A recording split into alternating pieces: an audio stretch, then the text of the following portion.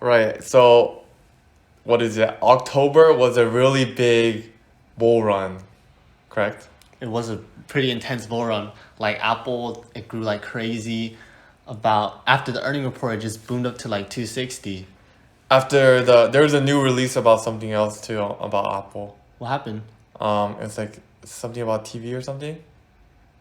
TV and then the iPhone 11 came out. That's why I think Apple Oh yeah, boomed really Apple hard. grew really hard because the iPhones got cheaper. Yeah. So like, and the fact that everyone can start buying it now. Before it used to be really expensive. Each iPhone was getting way more expensive. If you think about it, October was a really good month for Apple because they came out with so much stuff and plus the AirPods too. Oh yeah, the AirPods Pro, I mean. AirPods Pro, right? Yeah, it just the came same. out a bunch of updates. So I think that's why it kept going bullish. What does the AirPods do? Do you know? It's just Bluetooth, and I think they're more sound resistance, more soundproof. That's pretty much it. I think that's it. I mean, They're yeah, more it's the expensive. second version, so Yeah. they like growing it slowly, so they can make way more like in the future, like 3. You have to keep intervaling them. Not only Tesla too, man. Tesla's been crazy. Do you know why Tesla's increased so much? I don't know why, but like I think it's like from technical analysis point of view, I think it was a pattern. So It's not really a pattern. Well, okay, you could say it's a pattern, but the thing is like it was like a bullish the pattern. fundamentals. If you looked at the fundamentals, it can Uh-huh. explain it because the Model X did really well, and they pushed out more cars because they finished the Gigafactory in Shanghai. Mm-hmm. How about their trucks though? How like are they improving on their trucks? Is it gonna come soon? The trucks? Yeah. What trucks? The electric trucks that they're gonna make for Tesla. Oh, I don't know about that, but they finished the SUVs. They also selling more SUVs, the Tesla SUVs. We're at in America. Yeah. Oh wow, like the new one. The most recent one, whichever one that was. Oh. Yeah. So anyways, so we're trying to get to the topic of dividends. So Yeah, dividends is our main topic today. so what do you look for when it comes to dividends? Well, of course, you want to see how much dividends percentage it has. I want to see like at least 3.5 when I look at a dividend stock, and plus I want to see good growth in it, just so I can I can buy that dividend stock and then just sit on it, cash in my dividends, and also cash in the stock, if that makes sense. So say like Coca-Cola has like a 3.84% dividend yield. If Coca-Cola, I bought a Coca-Cola at around like $49 and it goes up to like $56 by the end of 2 months. You also want to check out how much dividends they pay out. So like some dividends they pay out monthly, some they do quarterly, some they do yearly. So you want to always be checking that one out because say a dividend yield is like 10%, but they do a yearly, but another dividend is like monthly and they give out like 4%. Now, obviously the 4% could give you a lot more money. Like Alteria Group, that they give out monthly dividends and they're like 4%. You can get 1K dividends a year with only 13K invested in that. That's amazing. What do you know what they make? They make cigarettes, I think. Tobacco products. Tobacco products, Oh, yeah. interesting. So then they have monthly dividends. They have monthly dividends, yes. So they're like one of the most impressive dividends. Okay, so when you look for dividends, for example, Coca-Cola, right? It's been going up for quite a long time, actually just progressing. How would you buy into like a stock like that? Because like for my strategy, for me, when I look for dividends, I'm kind of afraid to enter like, for example, Coca-Cola is like near the all-time high, it's performing above 50% of its average life, like the lifetime of its stock, the price action. Yeah. For me, when I look into a dividend stock, I like looking at stocks that can consistently have been going up and down. So like they have lows and peaks. So like maybe like, for example, it goes from $4 to $20 and it just keeps in its lifetime. It just repeats that. And I like buying at the low point. That's what I like doing for my dividend like strategy because I like. So would you swing trade that or would you just keep holding it on? But the thing is, from 4 to 20, it grows along. It takes a while for that to grow. Yeah. So would you swing trade that? If the price goes up, let's say 20%, I will sell it, but and wait for a re-entry. Like look for other stocks in the meantime. Wait for that one to go down. Like just abundance mentality. Yeah. Wait for like wait for that to go away and then just look for others, and then wait for that to go down and then re-enter again. But if it's low again, then I enter, yeah, and then wait for it to go back up. Basically, just repeat the cycle, because if it's been showing consistently that it goes up and down and the company is it's undervalued just at that moment of the price, that year it's just underperforming, but consistently it has been going back up and down in the past, like past 5 years. Not to mention the dividend has to be consistent and not only progressive. So Progressive dividend yield, right? Progressive dividend, I but agree. I like buying low. So would you consider like buying like Coca-Cola, for example, like it's just already at the 50% level?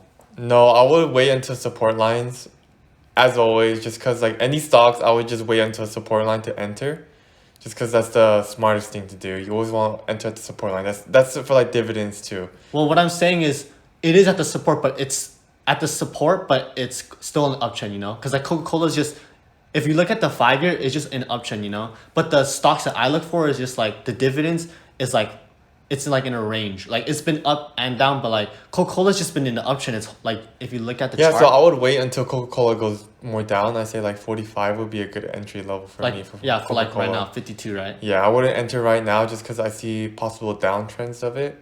So I would just want to, I won't want money. You want to enter at a good price. You always want to enter at the most discounted price. That's just what every trader and investor seeks out to do. So I would just do the same thing with Coca-Cola too. So you like swing trading dividend stocks? Yeah, I just swing traded my GM stocks today. I held it for like a month. I bought it at like around 34 and then I sold it at 38.50. So I got 15% off that in like a month. Plus I'm just waiting for the dividends and now cashing like $40 from the dividends as well.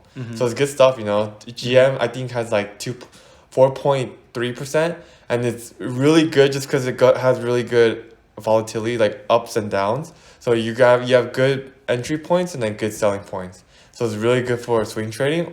Plus it's like as a growth stock, it's really good too. So if you want, you can hold on to it for like a couple of years and then you could just see growth because progressively for the dividend yield, it always goes up as well. So just GM, Coca-Cola, both very solid dividend stocks. So for me, I don't really like swing trading dividends, but like I said, that's why I find the ones that are like the low, if it's zero, like Coca-Cola, I would have to wait for it to be like under 50% for me to even consider it. So like, I guess for my style, it's just longer term. Like swing trading is pretty fun though. I could see why because you can make that quarter and then just make that quarter and then make that profit after, right? Like two quarters, like get that quick swing trade, like 10%, 20%. Get your dividends out, get your 15-20%. Depending on the dividend yield. Exactly, and then just get your dividend and you get money too. Yeah, instead of just holding 2 it months. on. Yeah. Yeah, like a 6 month, and then you just get 2 dividends and the profits off that quick growth spurt, right? Yeah, it's really nice. So GM was kind of like that, right? When did you buy it for GM? Well, then? GM was like I bought a month ago.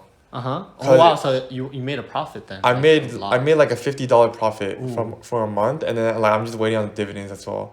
I feel like that's very good, Yeah. So other than GM and Coca-Cola, are you looking at any other dividend stocks? I'm looking at Macy's. Okay, Macy's is kind of iffy because every time it goes down, people are kind of like bearish on it when it's really low, but then it just comes out every time, like the 5 year is like the lifetime, it has cycles, you know what I mean? So that's what I'm watching. I'm not looking for entry right now, but that's just one good example that I like for the stock that I like. Yeah, like when it's super low, like when it's like maybe I think it's like around $20 to $10 range, but then just when if it gets lower than like 10, oh man, like or 10 like to 5, like that might just be a good pickup for like even just a swing trade, Yeah. But like just how much is like Macy's right now? Do you know? We can look it up right now. Actually, let's look it up. Oh sure. Macy's stock. So Macy's, let's actually look at the lifetime. Let's look at the lifetime and just look at. So yeah, like I said, every time it goes down to like. It's interesting. The peak, what was the peak? Like $54? Yeah, 54. Or 72. And then every time because people like, when it goes to like 30, they start turning really bearish. Like, oh, the company going down, right? But like, that's where like the big investors invest when it's low price. You know what I mean? Like you can get 500 Right here, shares bro. for low. When it was 2008 during the recession, it was Yeah, $5. $5. So like just You know what's crazy? It's going to that pattern right now, yeah, bro. like that's what I think. Isn't Like that just showing? wait for it. Isn't that showing something like that? Isn't that just showing like, look, it was back then when Macy's was $15. Uh-huh. It just went on a crash and it just fucking burned. So like, I feel like this same thing is gonna happen in terms of the recession, in terms of the recession, bro. Like are retail companies an example of recession? yes, because that reflects how many people are buying from them. Or what if like technology growth though, like just e-commerce? That's true. There was no e-commerce during that time. That's true, 2008. but dude, think about it. 2010 was when e-commerce was really started booming. Yeah. And then that's when Macy's started booming too. Yeah. So does it really correlate? Like people are still going outside to shop too. Yeah. Like Black Friday, like True. just There's everything. still definitely. There's It's definitely still still like people growing, outside. still Yeah. growing. So like Macy's, I would. Ooh, how much dividends does it have? It has, I believe, more than 6%. That's why it's one that I'm really interested in. Macy's, like it fundamentally, I'm pretty sure if you read the fundamentals, it might not be good right now, but like I'm curious to see how the fundamentals were in 2008 and then how that was during that time. Yeah, Macy's is a quarterly, so that's not bad. You know, it's better than yearly, but there's some like so it's a 9.51% dividend. For quarterly, that's actually not that bad at all. How about the consistency? The consistency, I think it was pretty good. There's like growth of it. Cash amount. Oh, it's actually It's still consistent. Yeah, it's Wow. just very consistent. How about JCPenney? Let's look at JCPenney. I know people people don't like that stock, but then it's like really low right now, but I mean 108. look at the max, man. Jesus. It's so low, but like Shit. this is what it's so low. I would not touch JCPenney at all. That's That it looks hasn't so shown shit. growth. Like Yeah. when it got that low, it stayed low for like at Look least at it, for a a year, year, like yeah. years. So for almost Even 5 years. Yeah, that's bad. That's So terrible. JCPenney is pretty. Ooh, it went down to 58. But think about that.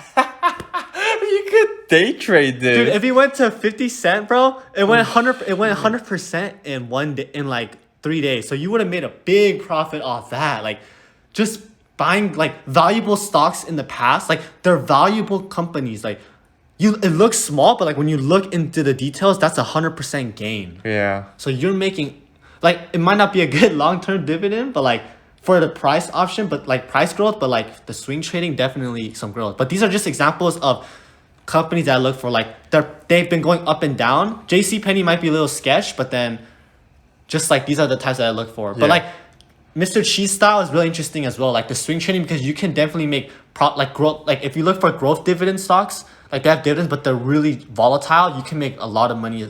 Like there wouldn't be a good idea to hold that long term, because when you hold it long term, like sometimes the correction is pretty bad. Yeah, Like, it there's can really fuck you over. It can mess you up and like you lose percentage gain. And it can make you stuck in that stock, which you don't want to be in. Yeah. Like you want to just get that A bag holder. Yeah. So like the main things when you want to look at dividends, the dividend yield, the dividend payout, the growth of the stock, dividend stock, and then the growth of the progressive dividend of what it has. If it continuously increases in percentage of the dividend yield, then that means that dividend stock is doing very good. So there's 4 main things that you want to look at. Those are the 4 main things, right? You have Awesome. anything else to add? I'd also like to add to find valuable companies that offer honest and good service to the world and find them at a bargain price. Yes. Also, yeah, like you said, consistency in the dividend. So every quarter, are they at least consistent, and better if they're progressive. And yeah, just bargain prices and that. Those are just my main 2, like the things I would tell myself and the world. Yep. Okay, that's it.